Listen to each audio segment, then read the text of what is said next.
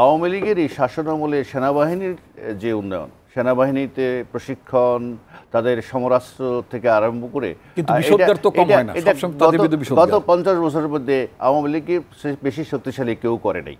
সেটা এক জিনিস আমি আমার প্রতিরক্ষার জন্য করব, আর ওটাকে আমাকে শাসন করার জন্য পাকিস্তানের মতো পাকিস্তান সেনাবাহিনী অত্যন্ত শক্তিশালী, ওটা শুধু পাকিস্তান দখল করছে এবং পাকিস্তানকে এখনো দখলে রাখছে।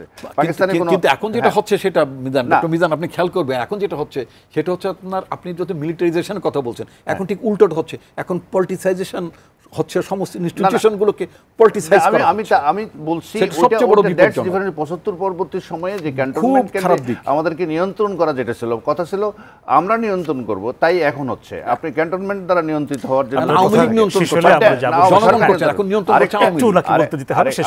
আমি যেটা বলবো, এই একেবারে আওয়ামী লীগের এত বিশাল একটা দল, এর মধ্যে এই যে অনেক উত্তেজনা, অনেক যেটাকে উনি নাম দিয়েছেন কিনা ঠোকাঠকি, এগুলো আমি মনে করি কোনো ব্যাপারই না।